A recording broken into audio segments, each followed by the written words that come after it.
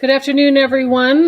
Welcome to the Justice Revolution, brand new show hosted by James the Patriot, who has been tirelessly helping people all over the internet and around the country find remedy to the sticky situations we find ourselves in here.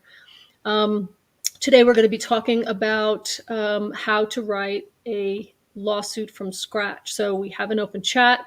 Please ask your questions in the chat, and we will go ahead and do our very best to get them answered. Also, our co-host today is Erica. Erica, who you might have met previously in some of our previous videos, is a critical care nurse who lost her job standing up for truth and not wanting to, have her rights taken, which many of us around the country have had that in the last few years. And she's taken some action back with help from James and many others in learning how to stand up for herself. And that is primarily what this podcast is all about. It's learning how to take the law into your hands and not be subject to the legal system, the lawyers and so forth and so on. You can fight back. You have rights for yourself. So with no further ado, James, nice to see you guys today. Thank you. Good to see you. Erica, how was life in your beautiful slice of the neighborhood? Oh, I have a banner existence currently. This whole situation that happened a little over a year ago has opened up my world to an entirely different way of thinking, acting, living, being. And it's bleeding into every area of my life, and my whole world has come alive. So it's been pretty exciting. That's awesome. That's great to hear. Well, I appreciate you being here. Thanks for co-hosting with me. Yes, thank you, Justice. Appreciate that rousing introduction. It's true. Yeah, no, I really do appreciate that. Like Justice says, I do get a lot of people asking questions on Telegram. I get a lot of people sending me direct messages asking for help, and I wish I could help everybody. I really do. Unfortunately, I'm only, I'm a husband, I'm a father. I work full time.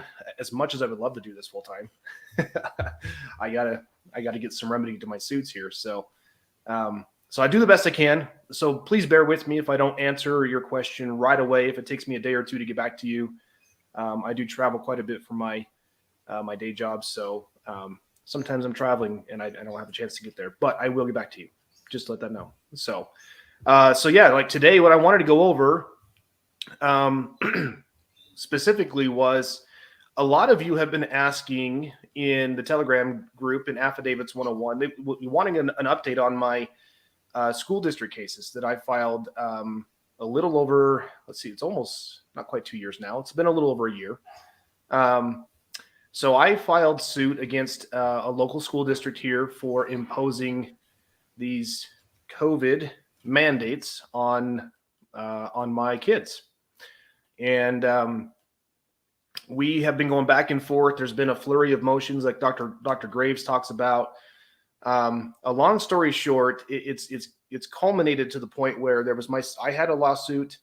Some friends of mine had one as well that was very similar. Matter of fact, they're good friends of mine, so they took the suit and filed it. The court saw this and they consolidated the two cases into one, which they can do. And we filed an amended complaint. And granted, I'm a lot better now than I was then. Let me put it that way. In reading the law and understanding the law, all sorts of things. And so when I realized the mistake that I made, we petitioned the court after we got an unfavorable ruling from the court to allow us to file a new amended complaint. Well, I got a ruling on everything. There was a number of different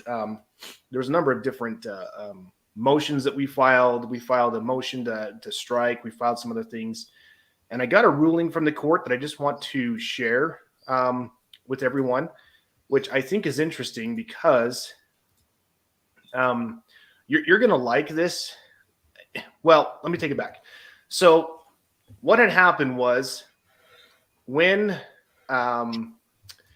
we filed our case and when these motions were filed, if you're litigating in federal court, I just want everybody to know the chances that your case is going to be referred to a magistrate judge is pretty high.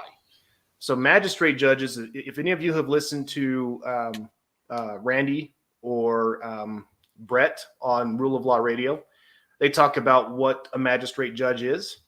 And a magistrate judge really kind of handles all of the day-to-day work that's above the grade of a paralegal, but below the grade of a district judge. So there are laws in place under the federal laws that govern the actions of the courts that allow a magistrate judge to review and issue what's called a report and recommendation. Okay. So what they do is they review the complaint. They review any motions that are filed, asking, either asking the court to dismiss the complaint or whatever the case may be. Then they issue out a report and recommendation. So we had one of those issued a little while ago. Actually, I want to say it was back in June, if I remember correctly. And it was not very good. Matter of fact, they wanted to dismiss everything. And I filed a response to that report and recommendation, and I lit up the magistrate judge. I lit her up. And I plan on, if this case doesn't go the way that I want it to go, I plan on filing judicial misconduct complaints against both this district judge here, Tina Campbell, and against Cecilia Romero, who's the magistrate judge. But without getting too far off into the weeds, what we got is I got this. Let's see, this was filed on November 1st. I got this report from the district judge who read my opposition, and she read our complaint, and she read everything. And basically what she ended up coming up with here is she's essentially granting their motions to dismiss, but she's also extending us an olive branch in that she's giving us an opportunity till November 23rd to file a motion for leave to amend along with our amended complaint. Okay. So it's right here. Consequently, the court adopts the report and recommendation, denies plaintiff's motion for default, and grants defendant's motion to dismiss. The court allows plaintiffs to file a Rule 15A1 motion requesting leave to amend the amended complaint, but it must be filed by November 23rd, 2022. Okay. And if you go on and read through this, she goes into, this is 27 pages. She goes through and talks about all the reasons why, we didn't do what we should have done and this and that and everything else. And I, at first glance and reading this, I was really upset. But this right here is what gives me hope. And I'll tell you guys why. So with that, I just wanted to ask Erica or Justice if you guys have any comments or anything you want to share on this. What do you guys read between the lines as you see this? I think this is great. Like, it's essentially them providing us education on what it is that they're looking for. Exactly. That's beautiful, because we didn't grow up speaking their language. Exactly. All of us, like just me in particular, I didn't even get into knowing anything about the law until I knew that something had gone dreadfully wrong and that this shouldn't be able to be happening. Yes. And so as I'm digging into it, then I'm finding out more, but I'm still nowhere near the level of needing to be able to fill out these complaints properly. Right. So this is great that they're taking the time to educate you. So from what I understand, this is one of the benefits to going into court pro se, because Correct. It's their duty. They have to provide you with the proper information that you're missing. And once a lawyer gets involved, you kind of can get shot in the foot, so to speak, something like that. Right, James? Well, yeah. And their duty, the lawyer's duty is to the public law and to the court system before the duty is to us. Like, Correct. Everyone who talks to me and says, why aren't you getting a lawyer? I'm like, why would I? I'm completely Right. competent to try to figure out my own remedy here. It's just Well, going to most people don't know that, right? That is reality, but that actually falls into conspiracy. People, oh no, Mm-hmm. they're all for us, they're all for the people. So that can play on the conspiracy. But as far as pro se goes legally, am I wrong about that, James? The justice, if you're representing yourself, has to provide you with the remedy that you're missing. This is it right here. And Right. she spells it out for us. Okay. Right. So Rule 15A of the Federal Rules of Civil Procedure, and she puts this right. This is why I'm saying, okay, I'm not a fan of this judge, just so you guys know. I've seen some of her rulings, and a lot of her rulings are very politically biased. Now, set that aside. She also knows and understands that we as pro se litigants are to be held to a much less stringent standard, and they have a duty and an obligation to educate us, just like you said, Erica, on the proper process and procedure. So now they can't write our complaint for us. They can't put facts in our complaint to make the complaint whole. You know, they still have to apply the law and then take the facts as alleged and apply those facts to the law. They still have that obligation and duty. But what I love is, you know, I brought up in my opposition, in which she says right here, within their opposition to the report and recommendations, plaintiff embed a request for leave to amend their amended complaint. So we've already amended our complaint once, and she talks about how district court should freely give leave to amend when justice so requires. Now, Rule 15A allows a judge to deny a motion to amend because of undue delay, bad faith, or dilatory. I can't even say that word. It looks like Dilatory dilatory. I don't know. Dilatory motive on the part of the movement. Repeated failure to cure deficiencies by amendments previously allowed. Undue prejudice on the opposing party by virtue of allowance of the amendment, and futility of the amendment. Okay.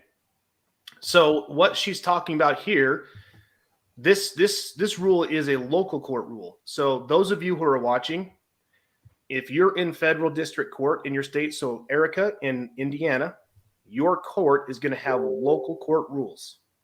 Those rules have to be in compliance with the federal rules of procedure, but they're going to be a supplement to that.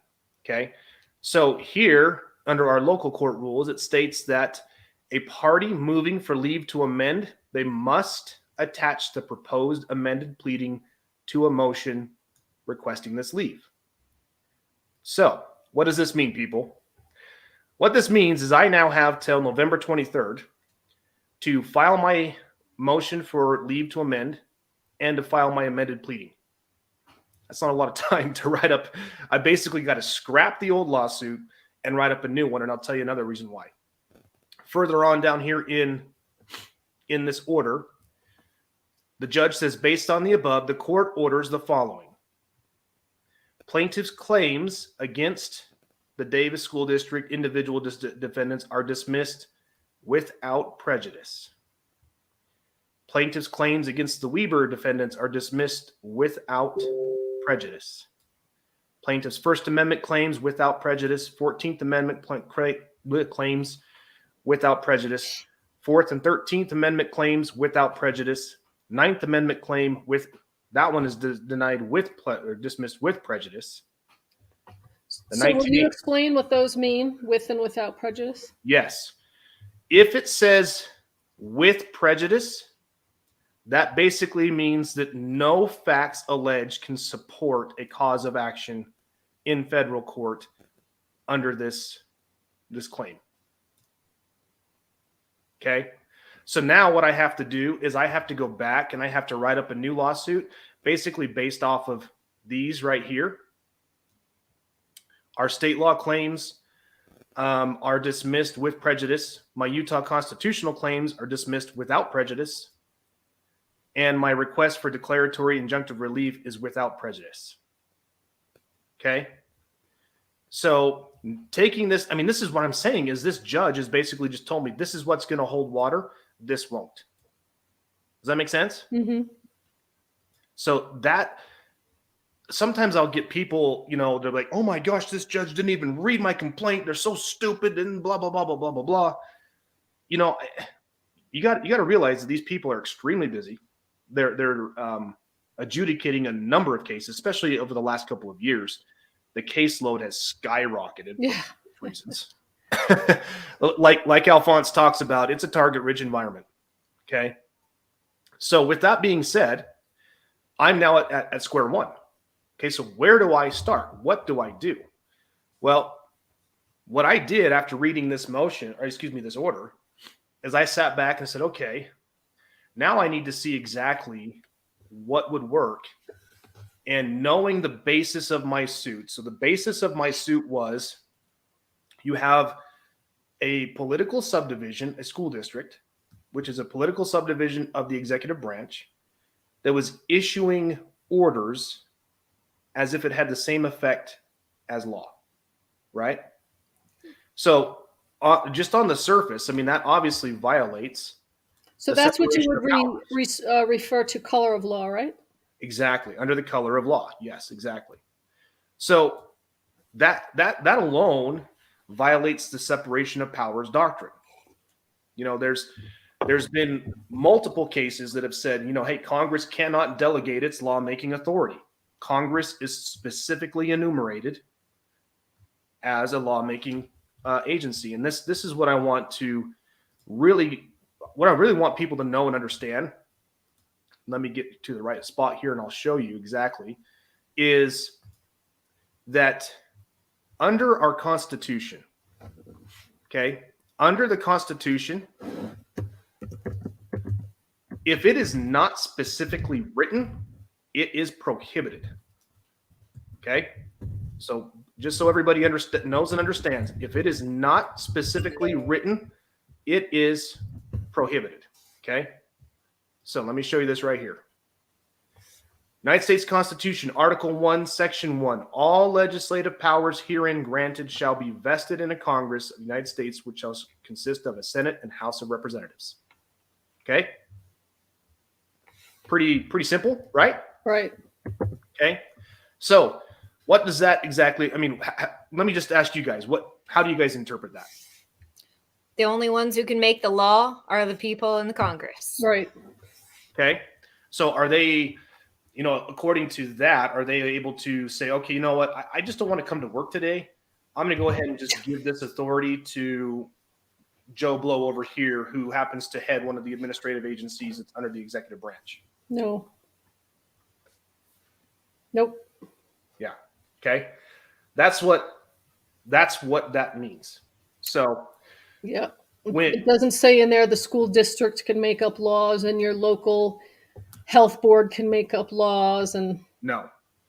Now, the courts have defined over the years that the agencies have every authority to make policies and rules that affect the proper administration of their agency, but that's only for their agency. It's not for individuals such as, you know, us, men and women, and our children. It's not to apply to them in so much that it violates one of their constitutionally secured rights. And if it does, then that individual is afforded an opportunity to petition the redress of that grievance to either have that policy or procedure revoked or to grant an exception. This is how this works. Okay. So after I read that report and that order from the judge, and I apologize, I woke up with a little bit of a cold this morning. So if I sound raspy, that's why. So after I read that report from that judge, I sat back and started thinking, I'm like, okay, now I'm back to square one. What do I know? I mean, I know for a fact that I was aggrieved, that we were wronged. My children were harmed. My oldest daughter, she spent her entire 8th grade year in our house. Her entire 8th grade year. I think she went to school for a little bit, but for the most part, she was home. And luckily for me, I mean, I couldn't ask for a better daughter. She's a very resilient person, very outgoing like myself. She makes friends easily. But to say that she wasn't emotionally damaged or physically damaged by that, I'd be lying. My other children who couldn't stand sitting in the house chose to go, but they complained day in and day out, and they were sick more frequently than not because, like as Erica can attest to, they were forced to cover their face and their nose and their mouth the entire time. So as you sit back and think about this, you go, okay, well, I know I was wronged. So exactly how was I wronged and what cause of action can I take? So I sat back and thought, oh, you know what? I wonder, because, I'm always on Telegram looking at other options, looking at what other people post. And I was reminded of a conversation, Erica, that you and I had actually, where I sent you the ruling on that district judge in Florida, the one that ended the mask mandate on transportation. Do you remember that conversation? Oh, yeah. Did you read that ruling by chance? I'm curious. Oh, yeah, very much so. They vacated on 3 different counts, specifically not having the statutory authority. And I don't know, I don't have it right in front of me, but yeah, there was 3 very clear reasons that they gave and then vacated them. Yeah. So now the next thing that I do is, knowing that, I'm like, okay, well, I want to see that complaint. Since this was a public thing and it was issued publicly, the complaint is available. I don't know if you guys knew this, but every lawsuit that's filed up until there's either a settlement, that dictates whether there's a non-disclosure agreement or not, if that case is not sealed, it's available, and you can find it on the court system. I didn't know that. Yep. And so that's available under, so it's here, and I'll show you guys. It's, let me get to the right spot. It's available on Pacer. Let me just do the entire screen here. So you would go to this website here, pacer.login.uscourts.gov. You'll have to sign up for an account. I obviously already have one. And then you would say, where would you like to go? Goes to the case locator. So what I knew is, because I had a copy of that decision, I knew the case number and I knew the title. So that's all you need, is a case number and a title. You can also do an advanced case search where you can search based off of at least one of these is required in here. You can also do based on the date range. There's a few other different things you can do with this. But as long as you have that information, the case number and the title, you can find the case, which I did. So here it is right here. Whoops, let me do this. Let me just share that one instead.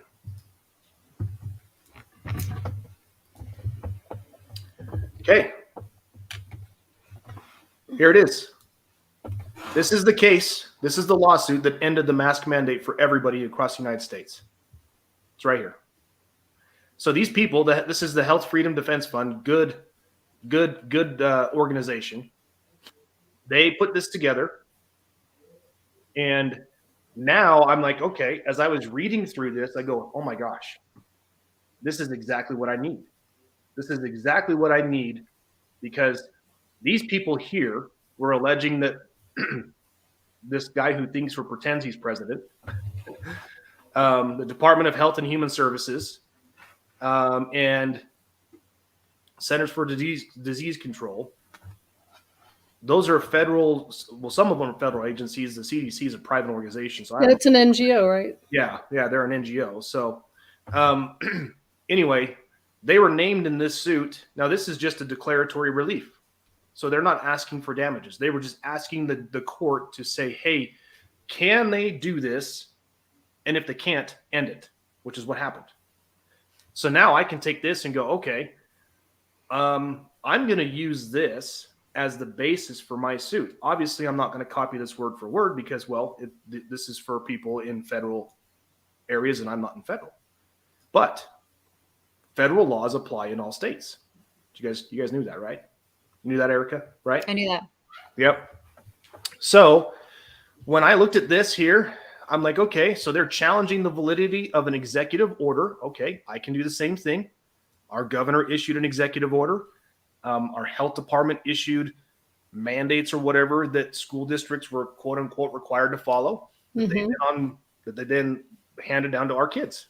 Okay. So you can talk all about this stuff here. And as I was reading through this, I go, oh, this is perfect. This is exactly what I need. And this gives me everything that I need in order to be able to take these guys on properly and according to the provisions that the judge laid out in her order. Okay. So this is Eric and I spent some time yesterday going over her lawsuit.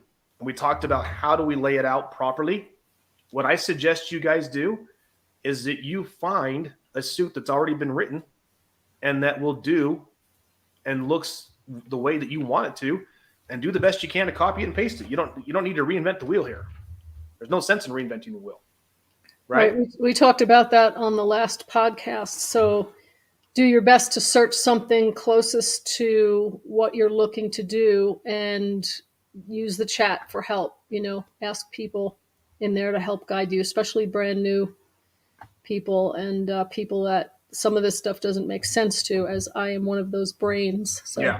That's why I'm here. I'm the basic, simple question asker for those who it doesn't really ring with. Some of this language and stuff doesn't ring with some people.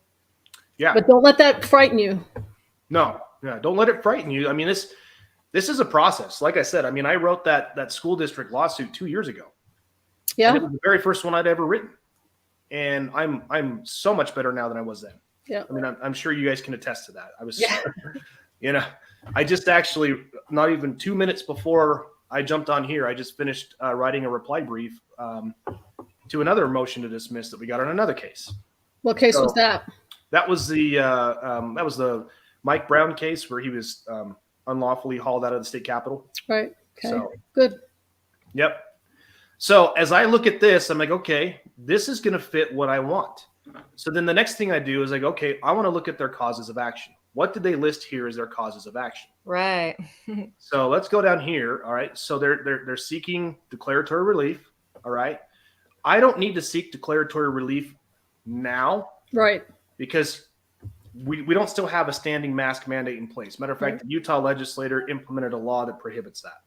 So declaratory relief isn't proper because, we're not seeking, we don't need a court to say, well, yeah, what they did in the past was unlawful. Right. I mean, that doesn't help. But what does help is as I scroll down here and I look at count 1. Okay. Agency action not in accordance with law and in excess of authority, violation of APA. Well, what's APA? Erica, want to take a stab at what APA is? Something about Administrative Procedurals Act or something. There you go. Yep, you got it. It's this one right here, 5 USC 706. Okay. Under the Administrative Procedures Act, a court must hold unlawful and set aside agency action that is in excess of statutory authority or limitations or short of statutory right. Okay. So these agencies were purporting to get their authority from this federal law here. So now obviously I want to tie this into state. So there's going to be a state law that's going to be similar to it. But guess what? This is a federal law. It absolutely applies and I can use it. So here's a new cause of action that wasn't in my original complaint that I can go after them for. Okay. That's great. There's the first one. Here's the second one down here. Failure to provide notice and comment. Under the Administrative Procedures Act, they are required to provide notice and to get comments from the public on any new regulations or policies that they want to enforce. They didn't do that. They just did it. Okay. This is how we can overcome that. Okay. Count 3, arbitrary and capricious agency action. Oh boy. Doesn't that apply? Count 4. Ooh, this is a good one. Unconstitutional delegation of legislative power. Didn't we just talk about this? Mm-hmm. Violation United States Constitution, Article 1, Section 1, as to the mask mandate. Guess what, folks? Throw your state constitutions in there too. Every single one of them has a provision just like this. 3 separate branches of government that are equal. 3 separate branches of government. And no branch can exercise the authority vested in the other. Okay? So that's going to be one of your counts. That's a cause of action. People don't realize that, but it is. unconstitutional exercise of legislative power, violation of the separation of powers doctrine, violation of the, oh, wait a minute, what amendment is this? What's X in Roman numerals? 10. 10th Amendment. It's a 10th Amendment. You guys, the 10th, so first of all, the 9th and 10th Amendments, I just watched a video on this, and this individual, I don't remember her name, but she talks about why those are the two most crucial amendments, and really in the entire Constitution, and why they're so important. So, sorry, I just got sidetracked there for a second. Okay. And then here's their prayer for relief. Now, when I found this, I'm like, okay, this is going to be great. I'm going to take this. Now this is a PDF document. I have a program where I can actually just take this and convert it into a Word document, so I don't have to go through and retype this whole thing. I can just go through and pick and choose what I want to change. And then I can add in some additional causes of action. So I'm also going to add in violation of, what is that, Erica, you have it in your suit, the 360 triple B. Right, 360 triple B. Yeah. Right. Yeah, emergency use authorization violations. Yep. Because again, the masks were only approved under the EUA. So it's a medical device. So you had to be, as a federal right, you were guaranteed the right and privilege of being able to A, have informed consent, and B, the option to refuse. They didn't give us those options. It was either this or nothing. Like with the schools, I don't know where it is in your states you guys are in, but here in Utah, it was you either come to school and wear a mask or you stay home. There was no, oh, I still want to come to school and be able to gain that experience of being able to learn with my peers, but I don't want to have to muzzle myself to do it and force breathing my own air. No. They wouldn't. So I just want to, I think we have two remedies for this person. Etain, I'm not quite sure if that's a male or a female name. Etain, I'm assuming it's a female. I could be wrong. If that's how you say it, apologize if it's not. But as we had Kathleen on, I think her quick form could help this person gain access to her father now. And then what we're doing here, they can turn around now and hold these people accountable for violating her rights. Is that, do you see that as a good thing for her? I mean, we're still seeing this mask mandates madness in healthcare facilities. Still. I mean, in hospitals. And they're still requiring the jabs for employment. Can you believe it? With everything that we know about it? I had a young nurse contact me just today. I don't know if she's watching. I told her about it, but she can't get a job because they've changed the requirements in their contracts. Like before, I could just say my contract was breached because you're expecting me to do something that's not in it. Now they're including them in it. Yeah. Oh my gosh. Yeah. I mean, it's it's mind-boggling. These people think they're just above the law. They can just keep getting away with this. You guys probably heard recently. They are getting away with it. Yeah. Well, they think they're getting away with it, and they are for the time being. Right. But eventually, I mean, you guys have all heard that, karma, what goes around comes around. Eventually, the chickens are going to come home to roost. Mm-hmm. So, you guys heard recently the New York State Supreme Court issued that New York City's their vaccine policy was unconstitutional, and they had to give all of those people their jobs back plus back pay. No, the mayor is still doubling down. He's defying a Supreme Court order. All right, so now here's the question I have is, okay, so what's the remedy there? So if I go to court and I get a judge to issue an order, and the people he issued the order against are still refusing to do what the judge is ordering, what's my remedy? You motion for contempt. File a motion to show cause. For contempt. Correct. So it's called a motion to show cause why they should not be held in contempt of court. Okay. You guys need to come to court and say, well, hey, this is why we can't follow this order, and we have good reason. There's good cause. Well, there's no good cause in this case. You're just refusing to do this because you think you know more than the judges do. Well, even the lawsuits that are a lot of people that are winning the lawsuits, in their lawsuit, they're asking for proof of harm and proof of this pathogen and proof of, Yeah. and they are getting dismissed and they're finding relief in these lawsuits because they can't provide the proof. So Yeah. keep that in mind too. Ask for proof. Ask Yeah. for evidence. Actually, you're right. That's the correct word. Yeah, it's evidence. I mean, at the end of the day, and Dr. Graves will say this, and I'm gonna. By the way, I'm gonna email him, and we'll have him on a future episode. I know he would be happy to join us. But Great. Dr. Graves is always said this, and he preaches this throughout his course, the How to Win in Court, is evidence rules, admissible evidence rules. Okay, so you have to be able to prove. I mean, that's the nice thing about civil litigation. Is the burden of proof there is you just have to allege beyond a preponderance that this is what happened. There's no beyond a reasonable doubt. That's the standard at the criminal level. At the civil litigation, it's just a preponderance of evidence. And you can allege all of that stuff. You don't have to present any of that stuff with your initial complaint. Now, I like to give them everything I've got and let them try and weasel their way out of it, like I just did with Mike's case. I just threw it right back in the attorney's face and I said, dude, you're a freaking moron and you're wasting my time and you're wasting the court's time. Because now, by them filing this motion to dismiss, now we have to file a reply. They're going to file a reply to my reply, and then the court's going to take 3 or 4 months before they issue a ruling on it. When we could have just done away with this earlier. But no, this is how they like to just gum up the system. So, but the good news is the courts are catching on to this, and they're not going to sit by and just say, hey, this is okay.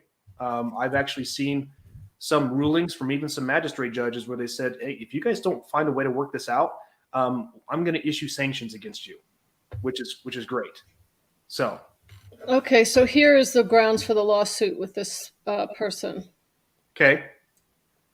Oh boy. Yeah, so that's definitely a lawsuit, which Yeah. I think we're going to wrap the show up with how to begin writing your own lawsuit, right, James? Yeah. Yeah. So what do you want to use this as an example of how you would get started? Yeah. So you have guardianship. They gave the jab without your consent.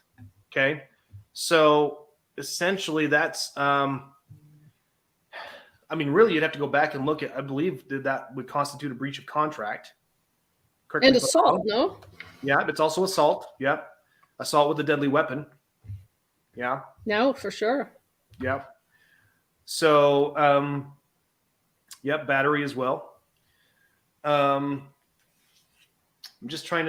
thinking out loud here, Erica. How would you handle this one? The first thing I would do is look through very clearly on what guardianship constitutes, right? Like what every single part of, like I have guardianship of my father and they gave him the jab without my consent. So, I would look at the specifics of what the guardianship papers say, make sure that they were in possession of the guardianship papers. Is there a way to prove that they knew that the guardianship papers were on file?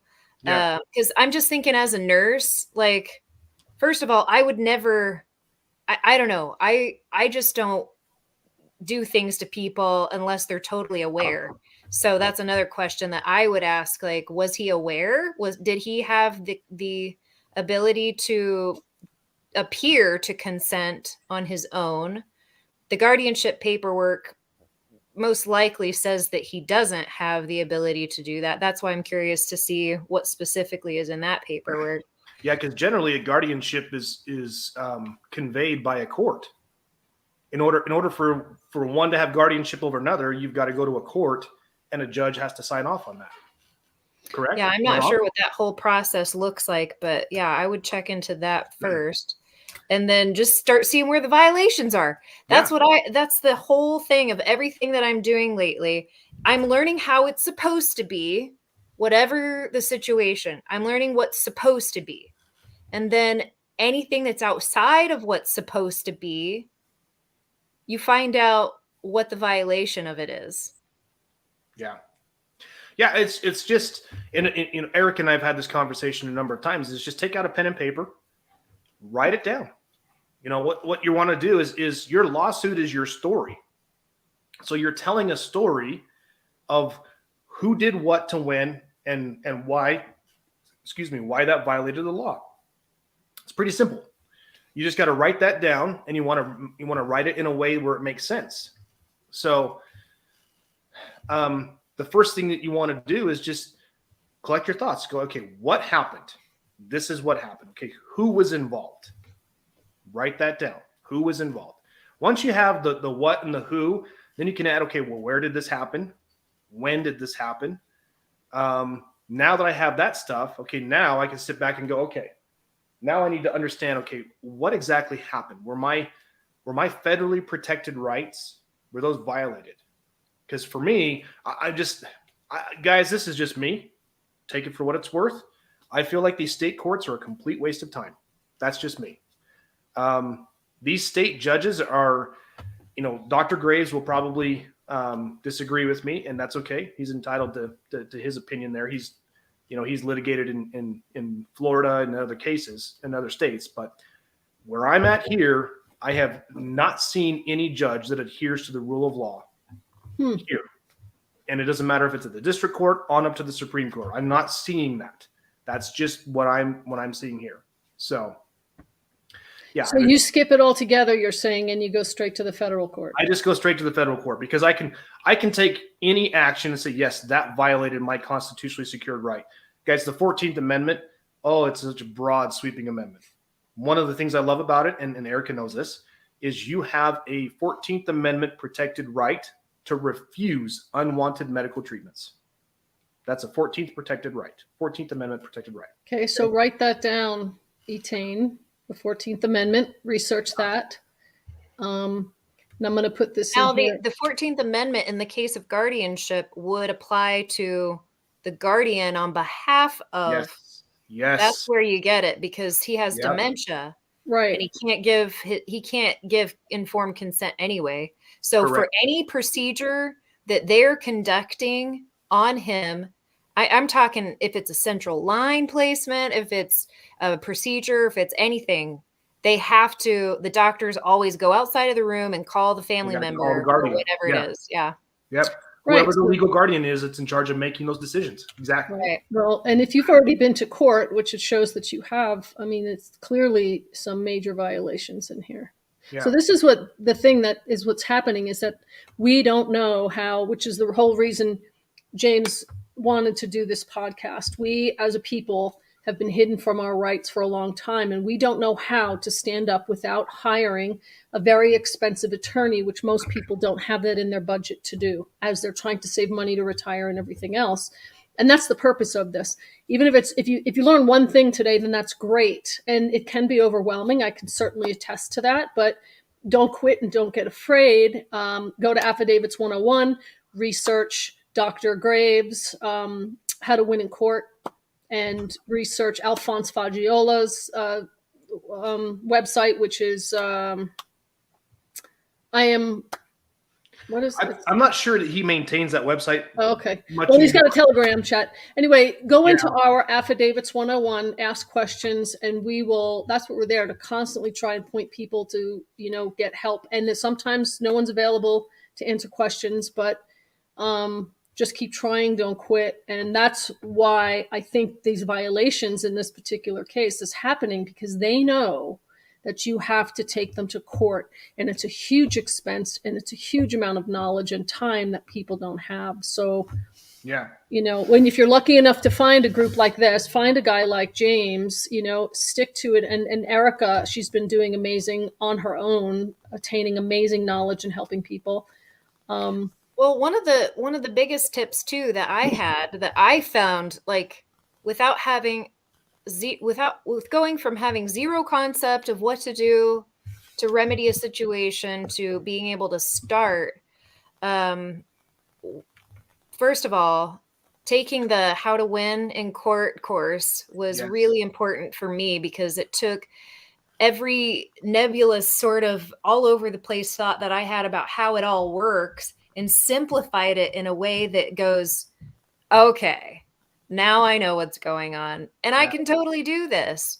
Like, everybody thinks that you need to have a lawyer to represent you. but that takes away so much of your power. Their duty is not to help you. Their duty is to the courts and to the public law. And if helping you violates either of those two things, they're not going to do it.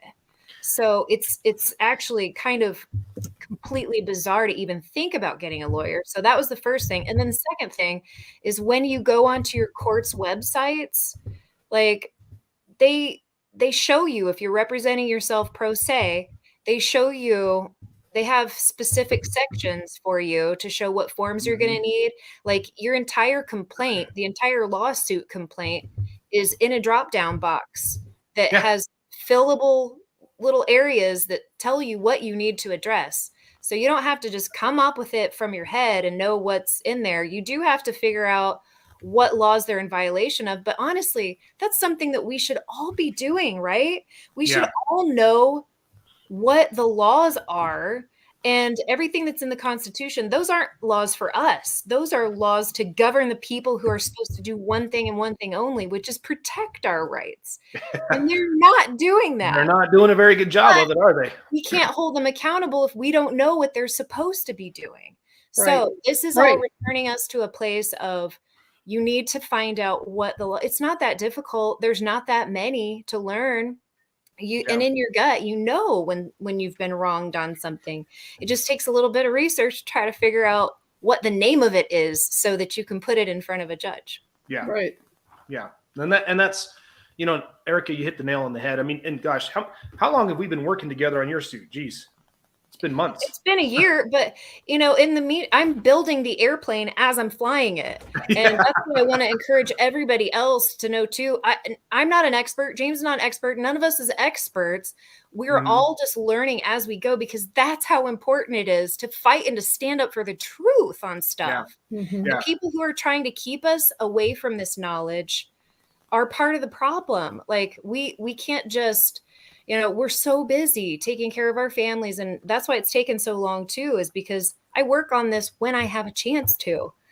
And sometimes I don't have a chance to, because I'm homeschooling. I'm working on a business. I'm like developing. I'm homesteading. I'm like, I've got sourdough starter. I just came from upstairs right before I came in here. I'm like, okay, I got it. You know, like, we got a million things going on. I got things going on, and we all do. But this is so important to stand in the truth of who we are. And once we do it, and we are all doing it, then they should be afraid if they are not living according to the rules that they're supposed to be living by. Then we're going to have to come after them. Yeah. You guys need to, there's something that's important. And then I just want to say this one thing. And then when I'm done with this, Justice, if you put up that question from CC here in a second. The important thing to remember, people, is we often think that the Constitution is what tells us what our rights are. And that is so wrong. Say that again, James. We often think that the Constitution is what tells us what our rights are. Okay. And that is not true. Right. Okay? We have rights that are not even enumerated in the Constitution. And this is what the founders knew, is that, hey, there are certain things that we know we have a right to do that the government can't interfere with. I have a right to choose what I want to eat for lunch. I have a right to hang out with whoever I want to hang out with. What I don't have a right to do is I don't have a right to do something that's going to harm my neighbor or anyone else, for that matter. That's not a protected right. Okay. Yeah. CC's talking about it. It's often known as the natural law or the common law. Okay. Common law, really the easiest way to explain this is common frickin' sense. Yeah. We're all born with it. You know, some people over time just decide to kick it to the curb and do whatever they want. But common law is the common sense. It's the golden rule. Do unto others as you'd have others do unto you. Okay. So when you look at the Constitution, the founders are like, hey, we need to write things down to tell the government what it can and cannot do. So the powers that are listed under each one of those sections in the Constitution, those are the enumerated powers. If it's not written in the Constitution, the government is prohibited from doing it. So don't get me started on all of these government agencies that are existing today that are nowhere to be found in the Constitution. I mean, this is a massive problem that's been compounding over almost 200 years now. So, this country was operating flawlessly for about the first almost 100 years. And then after that, it started to kind of tumble down, and slowly but surely, precious things that were enumerated in the Constitution have slowly been taken out. But the best way I can explain it is the way that the light bulb went off in my head. I was listening to a lecture series from the John Birch Society. I turned Erica onto that.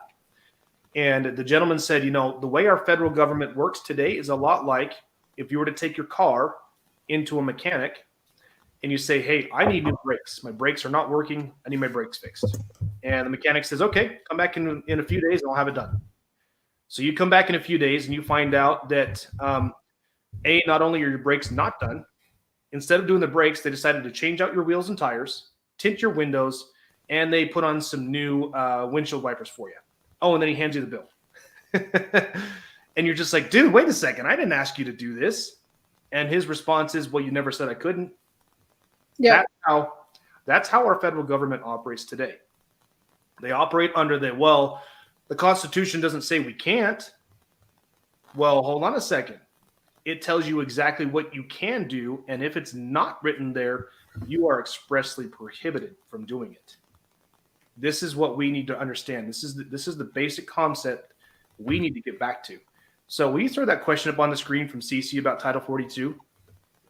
So Cece, this is a great question. Title 42, 1983. This is the statute that was enacted by Congress right after the Civil War, which gives you a cause of action to sue a state actor for violating your rights under the color of law. Okay. State actor thing does get a little confusing. If you want to file against a university, this is the cause of action to use. Matter of fact, there's also individuals that are federal actors that can be sued under this statute as well. That's what's known as a Bivens claim.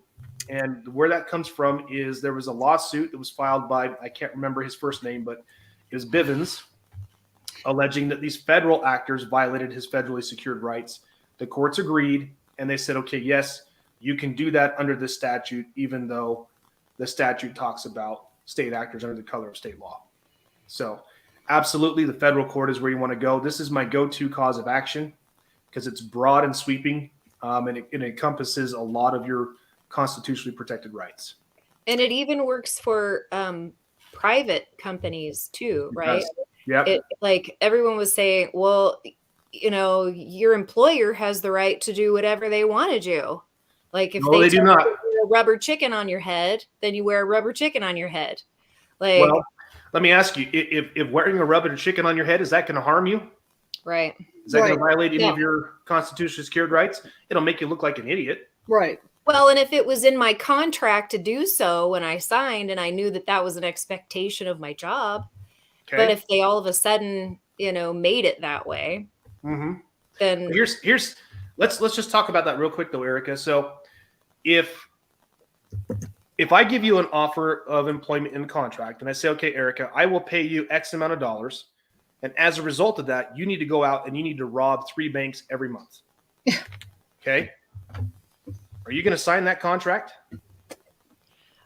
probably not. Okay. Why not? Because you might get some takers nowadays. Law.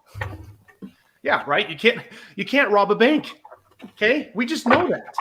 So contracts, even if this is the argument I get all the time. Well, if the employer requires it as part of their contract and you agree to it, okay. The employer cannot require any unlawful activity in a contract and call it what the contract supersedes. No, that's not how it works. Right. It's an unlawful contract. It's a void contract. It doesn't work that way. Right. And often the contracts are, it's almost like a sleight of hand, right? Because no one reads these things. You go through just signing up on a website and you get 4 pages of this with an I agree, or you can't get in. That's all a trick. Yep. So it's done with deception. So with all of these hospitals now, including this bit of a requirement to inject yourself with an unknown harmful experimental substance for the condition of your employment, like what can, other than go someplace else, that's my whole thing right now. And that's part of what I'm doing with my life right now is finding remedy to offer a parallel society of sorts Yeah. to having to deal within the public and these people who are combining in a racketeering scheme of epic proportions with a corrupt government. Yeah. We have to withdraw from them. We can't give them our labors. We can't give them our effort and our treasures and our times and our talent if these employers are requiring this of us. But what remedy, like, can we just start sending notices of liability to these employers that what they're requiring as part of their, just sending an informal, I don't know, how would you approach that? That's what I would do first. I mean, rather than just going straight and suing them. Now, often I kind of take the approach of like, okay, hey, if you wronged me, I'm just going to sue you. Okay. I'm beyond that point. But, right. Well, this is what I didn't mean to interrupt. Sorry. You're fine. This is what we had talked about when we had Kathleen on, and that's basically what she's doing. And what she's doing is she's asking for evidence, and she's asking for if they're intending to harm her or, usurp her rights and all these things. And that is helping a lot of people because instead of the burden of proof is on them. Prove that this is necessary. Prove that there's a danger. Prove that I'm a danger. Prove the safety. So it's working amazingly. Well, and that's I would take that approach, right? So if let's take your friend Erica you were talking to who's struggling to find a job because of this situation. Well, if she interviews somewhere, and I'm assuming it's a she, I apologize. Yeah. So if she has an interview and she asks the questions like, well, is this a requirement as a result of my employment here? And they say yes, and say, okay, well, I just have here's where I'm at. And this is kind of the side part of it is I would send a notice of liability or kind of like a tort letter, right? It's a notice of liability. It says, hey, I'm willing to agree to this as long as you accept full liability for any and all harm or damage or anything that I will suffer from this, or that could suffer from this. I mean, you're just going to make this liability so massive that there's no way on this green earth that they're ever going to agree to this. Now, they just might say, well, we'll hire somebody else. Right. The reality of the situation is look at the numbers for the military, okay? Ever since the mandate for the military recruiting numbers are down double-digit percentages. Right? For nurses, the same thing. Like still, every day, I get offers every day. $5,000 a week. Please come be a nurse, please. Yeah. They're so desperate. These agencies they're having a hard time staffing right now. Yeah. They need to make it even harder. Like nurses like this girl that just reached out to me, we need to just withdraw until they stop being stupid and keep sending them the message that I'm not satisfied with this offer because of this. Like instead of just being quiet and shrinking away, every single recruiter that sends me a notice, I send back, just to get the word out there so that they can pass that to their higher ups and that they can pass that to their higher ups. So eventually they're telling these people, we can't find any workers because they don't want to put up with this garbage. Yeah. It's just a contract, right? So if their offer is, well, we're going to offer you employment, but you've got to do this, you can come back and say, well, I will accept your employment, but I don't want to do this. So in lieu of this, here's what I would suggest. Or you just go back and forth, and this is what Kathleen talks about. But to further this on, I would take the administrative approach first. I would send those letters. I go back and forth. I want evidence. I want them writing, no, this is required. We require this. Because if I have it in writing, oh, bing, gotcha, that'll work. Now I have it in request for it in writing. Mm-hmm. Exactly. That's a great idea. Now I have it from you in writing that you are stating that you are violating federal law. Boom, I've got you. Right. Now I can file a lawsuit and I can say, you denied me express employment after I said I was unwilling to do this, and I have a right under Title 21, 360 triple B to refuse this because it's not a fully and there's somebody recently argued in court that the Comirnaty one that's available is the same. No, it's not. It's not the same thing. Mm-mm. And the courts have came back and said, no, it's not the same thing. It's not even available in America. Nope, not even close. So that's the approach that I would take. But just to wrap this up, we're coming up on an hour. Actually, we're a little over an hour. I wanted to keep these podcasts, or whatever we're calling these things. What are we calling these?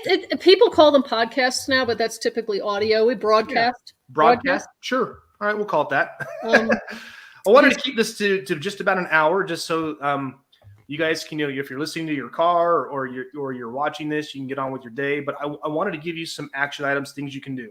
Right. So step one is you must, and this is a must. Anybody who reaches out to me and asks for my help, I'm happy to do it. But you must have a subscription to howtowincourt.com. It's $250. I know sometimes it's a lot of money to some people. Do what you can to scrounge up the money. As Erica will contest, it's a must-have. It's Okay. And James is not making money from this. He's recommending it. I am not. No. Just so you know. Yeah, I'm not making money on this. Now, in full disclosure, so if you click on the link that's in the affidavits 101, I do get a small referral fee, but it's very small. Okay. And I don't do that because, Dr. Graves says, hey, you're sending people my way. I want to thank you. I said, that's up to you, Dr. Graves. If that's what you want to do, then that's fine. Well, you should be making money. I might make a donation site for you. Yeah, I don't. I'm like James manager. I'm good. James, I wanted there was a question that Cece just had that I saw popped up that I think is really important to answer that about, the hospital saying that it was private property. Oh, yeah. Saying that they could force a mask because it's private property. No, it's not private property. No, Sorry. if they receive any single dollars from the government, which you bet your bippy they do. Yes, they do. Then they have given over any private status that they might have and entered into the public. Yep. And you are protected as a public person out there in the world. I don't even think, I think even one step further, if they are an entity, even if they are private, but they are servicing the public, they still cannot force harm upon. That's true too. Yeah. That falls under the Civil Rights Act of 1964. Yep. But the double whammy is collecting a few bucks from the government, null and voids it all. Absolutely. Yeah. And see, this is what, the states love to throw out their sovereignty. Well, we're a sovereign state, right? And under the 11th Amendment, we're protected from suits in the federal court. Well, yes, but you took federal money and there's provisions with that. The courts have long held if you take money from the federal government, you're waiving your sovereignty status. Right. So, okay. Well, yep. Good catch, Erica. So, okay. All right. So step number 2. So step number 1, how to win in court. Step number 2, research. Jump onto Google. Jump into the Telegram groups. Ask your questions. If you're unsure of what cause of action you have, ask the question in the Telegram group. Say, hey, this is what happened to me. What's my cause of action here? What action can I take? And you're going to get answers. Once you have a cause of action, you can jump onto Google and you can search sample lawsuits for, and if it's a deprivation of rights, just type deprivation of rights, deprivation of civil rights. Okay. That's what you need to do. Now, I'm not a smart enough guy to just write stuff up off the top of my head. Sometimes I am when I'm writing my reply briefs, but when I'm writing my actual lawsuits, I need a template. I need something to follow. And there's a lot of smart people in this world that have done this long before me. Okay. So search online. You're going to find a whole bunch of options. Look into Google. Google's the best place. And I hate to send people there for who they are, but. Well, you can do Yandex or. Yeah, whatever. Brave whatever works. Or something. Okay. And then once you have two or three samples, also too, I'm going to throw this out there as well. So Alphonse has, so Alphonse and MindBuddy is Steve Emerson down in Florida. Steve has a friend who put American jurisprudence on a couple of CD discs, along with a number of there's hundreds of legal documents, complaints. There's a complaint library. I search that complaint library all the time. I think Alphonse posted that on our Telegram. He did. Yeah. So, some zip drives. Yeah. I'll go ahead and put it back in the chat because we have it in our documents file. So for those of you watching. I'm trying to see if it's right here. So this is the CD right here. This is one of them. So they only work on a Microsoft Windows 64-bit, I want to say, system. I mean, it's really antiquated, but you'll have access to American jurisprudence. That is crucial, because American jurisprudence, what that is that's a collection of case law that is authoritative, meaning if this is the situation, this is what must be followed. So in addition to doing your research on Google, if you have access to that, you can search that. You can get access to that by sending Alphonse a message directly and say, hey, how do I get my hands on this American jurisprudence? He will email it, or he'll direct message you back the address to send. I can't remember how much it is. I want to say it's like 50 or $60. I don't remember. And then the guy will mail them to you in the mail. So once you have done your research, step number 3, start writing up your lawsuit. Get a draft. Get a draft written up. And once you have the draft written up, post it in the affidavits group, post it in Alphonse's group, post it in Brandon's group, the Big Sib Law, and let people just rip it to shreds. Erica knows this all too well, right? What are some of the things that they have said? I love it. I love it, though. Yeah. So what have they said so far? Oh, let me see here. There was some issues with my jurisdiction. Good. Yeah, there was issues with jurisdiction. I needed to be a little bit more specific on my parties. And the overall thing that was really concerning for me was that saying that my facts were more like opinions. Yeah. And then, yeah, it's the court only understands the language from higher courts. Speak through them. Don't use your own words. So, Yeah. And that's hard because I only know what I know. So, yeah. And that can be difficult, going back to the school district lawsuit that I shared that judge's order on. That was the first one I'd ever written. And when I wrote that, I was writing down the facts as I knew them. Well, I didn't realize that they were more of my opinion than it was an actual fact, right? So, for example, if I say, well, I don't have a contract with you. I've never had a contract with you. Okay. That's an opinion. That's not a fact. So the way you change that is I am not in receipt of any document that would allege that you and I have an agreement together. Right? Yeah. And I don't have it. That's a fact. Okay. So, Etain, would I do 2 separate suits, one for me and one for Dad? No, you would just do one suit. You actually don't have a cause of action. Your dad does, but you as the guardian would be his representative. You can speak for him. Now, research your laws. I don't remember what state you said you're in if you're in New York. Yeah, New York. Research your state laws regarding being able to sue on behalf of someone who is not physically capable of doing it themselves. There are rules on that under the federal rules of civil procedure. So look at those. We'll talk about that. James, yes, you had mentioned a child under your as a dependent under 18 or so forth is considered your property. Would that be the same in a situation where you have guardianship? So under the common law, they're considered your property, but in our court system, that's not going to fly. Okay. So you can't say, well, these kids are my property. No, because we know I can't physically own another human being. I mean, that's barred by the 13th Amendment. We know that. So, but you as their parent, you have parental rights. And as a guardian for them, you have rights to be able to, where they can't physically or mentally stand up for themselves because they're not quite there yet. They're not developed enough to do it on their own. You can step in as a parent and say, hey, school district, you violated my child's rights. And as a result, you're liable to me, the parent, for doing so. So that's the way you would do that. You'd still refer to them as your children. Most federal courts, though, when you're suing on behalf of your children, you're going to say for on behalf of, and you're going to write your kids' initials, because since they're under the age of 18, they're protected by the privacy laws, and you can't put their full names in there. So, okay. Okay. So with that, you guys, we're a little more than an hour. Any final thoughts? Anything you guys want to throw in, Erica or Justice?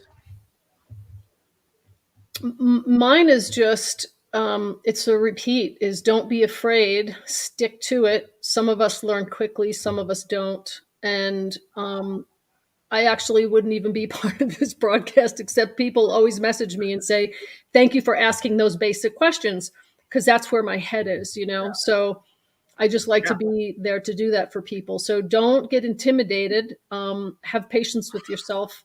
Ask lots of questions, and whatever you do, don't quit. That's what I say, because that's why we're in the pickle we're in. Yeah.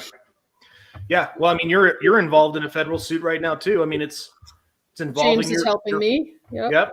You're involved involving your property. So if we just sit back and let these people steamroll us, they're going to do it to someone else. They don't. Yeah. I have one other suggestion too, go ahead. just to make it doable, because take a good inventory of how you spend your time. Generally, if you say that you don't have time to do something like this, look at your screen time on your phone and try to determine how much of that was spent on learning something that's going to positively benefit your life. Mm-hmm. And then what I've been doing, and my son that I'm homeschooling, is, we enrolled in the Hillsdale College has a bunch of free courses, and they're very easy to understand. Like, he's 13 years old and he can totally understand everything.